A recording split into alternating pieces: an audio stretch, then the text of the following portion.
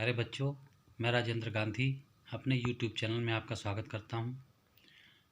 अगर आपने इस चैनल को सब्सक्राइब नहीं किया है तो लाल रंग का सब्सक्राइब का बटन अवश्य दबा दें। आज हम आपकी पाठ्य पुस्तक के चतुर्थ पाठ यानी कि चौथे पाठ के अनुवाद पर चर्चा करने वाले हैं, जिसका नाम है हास्य बाल कवि सम्मेलनम यानी हास्य बाल कवि सम्मेलन। ऐसा सम्मेलन जिसमें बच्चे अपनी हास्य कविताएं सुना रहे हैं। आइए शुरू करते हैं।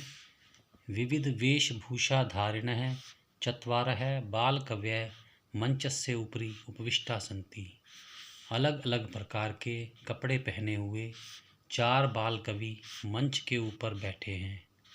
अधः श्रोतारः हास्य कविता श्रवणाय उत्सुकाः सन्ति कोलाहलं च कुर्वन्ति। नीचे श्रोतागण हास्य कविता सुनने के लिए उत्सुक हैं और शोर कर रहे हैं। संचालक अलम कोलाहलेन, बस शोर मत कीजिए।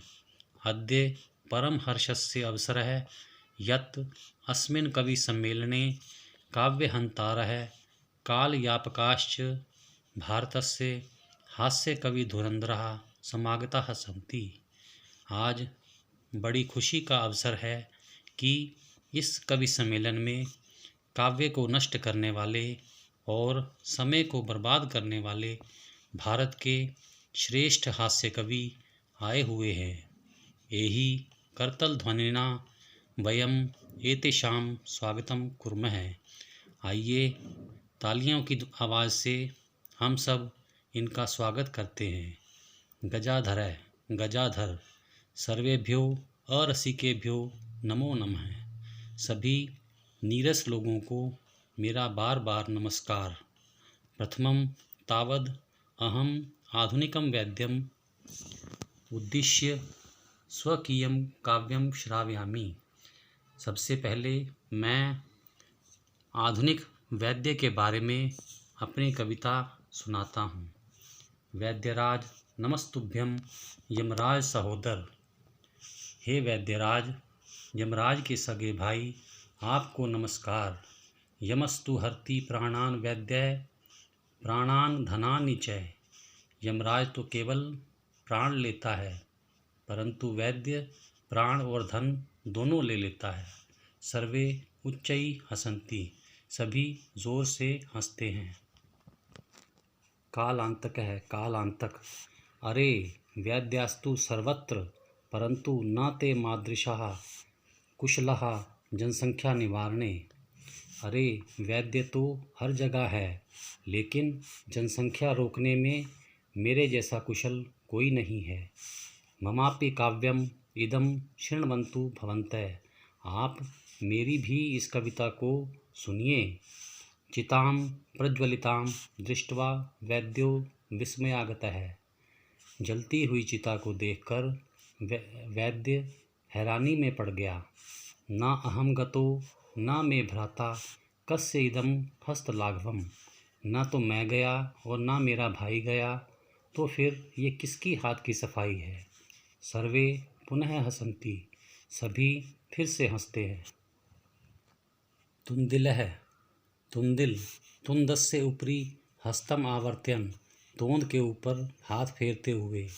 तुंदिलो अहम भो, अरे मैं तोंदू हूँ। ममापि इदम काव्यम श्रूयताम, मेरी भी इस कविता को सुनिए। जीवने धार्यताम च, और जीवन में धारण कीजिए। परान्नम प्राप्य दुर्बुद्धे माँ शरीरे दयाम कुरु। पराया अन्न मिलने पर हे मूर्ख व्यक्ति, शरीर पर दया मत करो। परान्नम दुर्लभम लोके शरीराणि पुनः पुनः। पराया अन्न संसार में मुश्किल से मिलता है, शरीर तो बार बार मिलते हैं। सर्वे पुनः अट्टहासम कुर्वन्ति, सभी फिर से जोर से हंसते हैं। चारवाक। आम हाँ हाँ। शरीरस्य पोषणम सर्वथा उचितमेव। शरीर का पोषण हर प्रकार से उचित है। यदि धनम नास्ति तदा ऋणम कृत्वापि पौष्टिकः पदार्थः एव भोक्तव्यः। यदि धन नहीं है तो कर्ज लेकर भी पौष्टिक पदार्थ ही खाने चाहिए।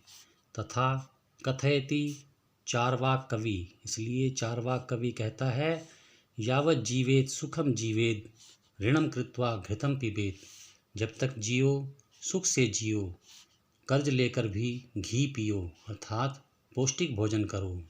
श्रोतार है श्रोतागण, तरहि ऋणस्य प्रत्यर्पणम कथम, तो फिर कर्ज कैसे चुकाया जाए। चार्वाक है, श्रूयताम मम अवशिष्टम काव्यम, चार्वाक मेरी बची हुई कविता सुनिए। घृतम पीत्वा श्रमम कृत्वा ऋणम प्रत्यर्पयेत जनः, व्यक्ति को घी पीकर मेहनत करके कर्ज को चुकाना चाहिए। काव्य पाठ श्रवणेन उत्प्रेरितः एकः बालको अपि आशु कवितां रचयति, हासपूर्वकम च श्रावयति। काव्य पाठ सुनकर प्रेरित होकर एक बालक भी शीघ्र ही कविता की रचना करता है और हंसते हंसते सुनाता है। बालक है बालक, श्रूयताम श्रूयताम भो ममापि काव्यम, सुनिए सुनिए अरे सुनिए मेरी भी कविता सुनिए। गजाधरम कविम चैव तुंदिलम भोज्य लोलुपम, कवि गजाधर और तुंदिल जैसे भोजन के लोभी, कालांतकम तथा वैद्यम, और कालांतक जैसे वैद्य और चार्वाक को मेरा नमस्कार।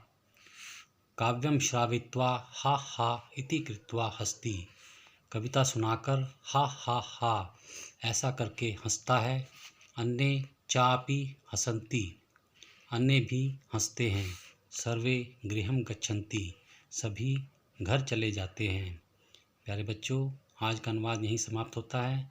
अगले वीडियो में हम इसी पाठ के अभ्यास पर चर्चा करेंगे। अगर आपने इस चैनल को सब्सक्राइब नहीं किया है तो अवश्य कर लें। धन्यवाद।